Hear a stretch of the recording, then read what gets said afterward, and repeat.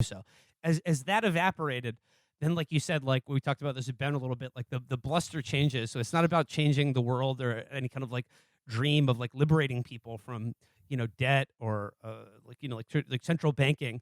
It just became about have fun being poor, loser. And I gotta say, but a lot of those people now are wearing fucking barrels and suspenders right now. Yeah. And I mean, what can you say about it? I mean, it's just like, look, money for nothing, chicks for free. It's the dream. It's what we all want. But sometimes, I don't know. It's just like the hope of using this like like finding like a security to like liberate humanity. I think we're seeing the results of that right now. Yeah. I mean, it is. I think like Schadenfreude it's always going to be funny, right? Like I will never moralize anyone doing it, and it's especially going to be funny when some of the people involved, I guess, really did believe, like in their heart of hearts, they were gonna live in Elysium, and the rest of us were just gonna be we were gonna be wearing barrels and suspenders. We were gonna be fighting over like rat meat on Earth. They were gonna live in satellites. But as it happens, and this is another thing we talked about with Ben. I think it really seems like a lot of the people that got fucked the most were just they were people who were like trapped in shitty jobs who wanted out of them, or they were middle class people who felt like they fell behind in just the grand march of life, that they weren't where their parents were at a similar age. It's just in America there are just so many people who everything appears fine, but they're two left turns or one left turn away from fucking complete catastrophe. And this was that catastrophe for a lot of people. Well, I actually, who's suffering because of crypto right now? Our swagged out mayor, Eric Adams. He got owned there. Because he said he would take his paycheck in Bitcoin, and I think Bitcoin was like 40% higher. Adjusted for like the taxes he's paying on his paycheck, I think Eric Adams is now making negative $600 to be mayor of New York. Yeah, okay. Bitcoin was at like 40,000 when he said he was doing it, and it closed at or it didn't close, but it was like 25,000 yesterday. It's gonna close at zero. That's what we're gonna we're headed towards. I mean, we don't know how many more cycles are left in this thing, but it has one story, because once it hits zero, unlike something that's backed by like a real like fundamental business, there's no pump to get the money back in once it hits zero, because there's no asset. I have an idea. I'm gonna invent a stable coin that's gonna. It's not gonna fix all this, but it will be like the most stable coin in history, and it'll be kind of like the backbone of the market. And my thinking here is that, well, what do we know about Bitcoin, right? Everyone knows how it works. The blockchain. What's the blockchain? The blockchain is all the math equations that have more than 2 letters in them. It's all of those. But what if we had a coin that was backed up by good old-fashioned math that we all understand? I'm inventing the Felix coin that's backed up by, please excuse my dear Aunt Sally.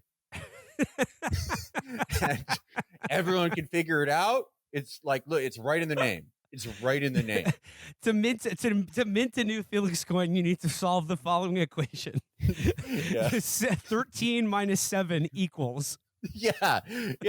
It's like those are the only math problems in there. It does not get more complicated than that. That is the only value link to our coin, and that's the genius of it. Everyone can do the math, and when BlackRock buys $1 trillion of whatever they do, however they're going to try to break the Felix coin, we're just going to get together and do, please excuse my dear Aunt Sally problems, and they'll be like, damn, this coin's too strong, this science is too tight. Absolutely gone off that coin. Yeah.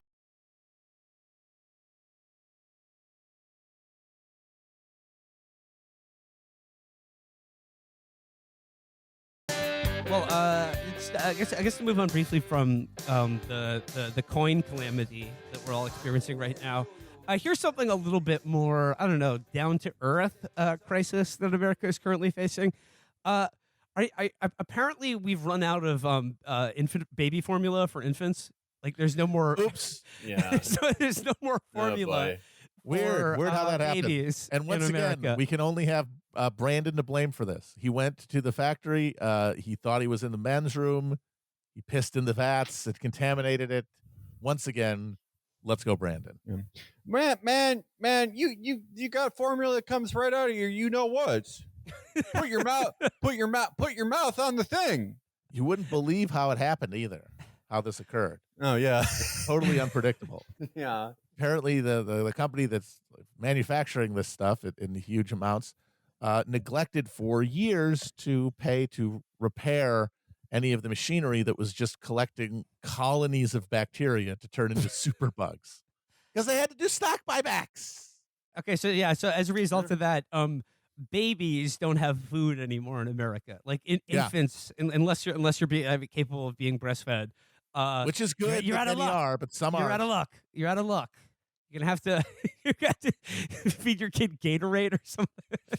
Yeah, it's got electrolytes. It's it's good stuff. Yeah. Well, yeah, everyone yelled at me for giving my kid Sprite.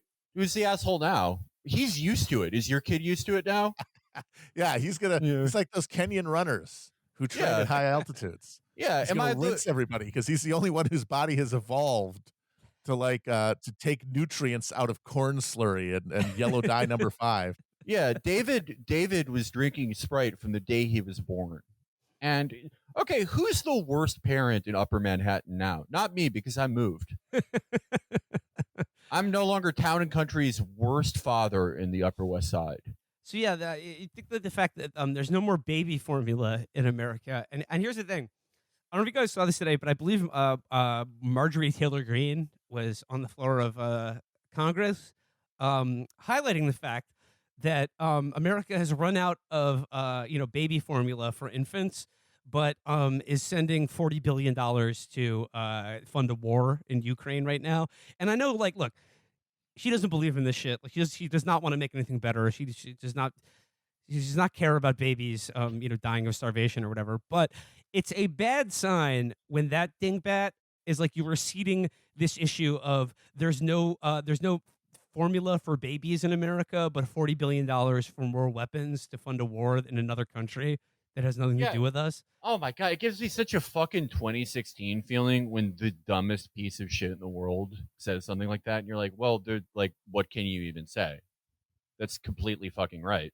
Like, for the most part, the Republican side has been pretty smart about this. I have, as always, I've seen a few accounts that are like, the based godly mom being like, ladies, why don't you just breastfeed your kids, you stupid bitches? Just like all these women like explaining why they you can't always do that. But for the most part, they have been as smart as Marjorie Taylor Greene.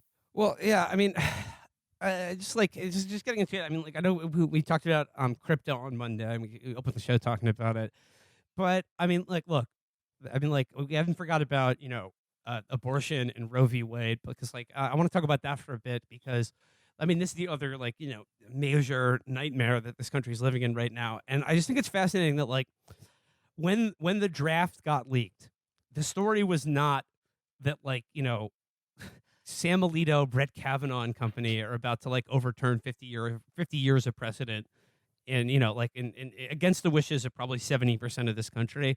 It was about the leak itself, and that's the story. And now everyone is like sort of debating over whether it's good or bad that someone leaked this draft and damaged the prestige or confidentiality or integrity of the Supreme Court. Now, a week later, the issue is it okay to protest in front of the houses of the people who were doing this? Because, people were yelling outside Kavanaugh's house. And I feel like the whole, news cycle this week, and it's funny, it seems quaint and almost ridiculous to talk about politics in terms of, controlling the narrative or just, how to manage the news cycle, because I feel like we're moving out of an era in which those things are really necessary or worth talking about. But it is pretty amazing that the Democrats started out by saying yes, people are allowed to protest. This is America. Then one protest happens, and then like the next day they're apologizing for violence that didn't even happen. Yeah, that was fucking incredible. And like, okay, should you be allowed to protest in front of the homes of politicians? For a start, I would think. You know? Yeah, that's a great bare minimum. And I guess like I just want to just dip into the Washington Post's editorial board, because I mean like they were the ones who laid out the idea that the headline here is "Leave the justices alone at home." We've been leaving them alone. I don't think anyone has been left more alone for like the past 40 years. It's Supreme Court justices. There's like nothing they can't do. And the question is like, you know, for the vast majority of America that is, you know, outraged and sickened by this state of affairs, that like, you know, very basic human rights could just be removed by, you know, unelected judges. I don't know, 5 of whom were appointed by presidents who didn't even win the fucking popular vote. Like, you know, like, okay, so like, well, like what can you do if you're angry about that decision? And well, the answer is, well, okay, protest in front of the Supreme Court that's now cordoned off by like a security barrier of like 12-foot tall steel gates. But then if you go to these people's houses, like that's beyond the pale too, because I don't know, like their kids may be home, or like that, or like here, look, this is what the Washington Post says. The right to assemble and speak freely is essential to democracy. Erasing any distinction between the public square and private life is essential to totalitarianism. I mean, you think like erasing the difference between the public sphere and private life is exactly what this decision just did? That's fairly totalitarian. But going on, it is crucial, therefore, to protect robust demonstrations of political dissent while preventing them from turning into harassment or intimidation. An issue that illuminates this imperative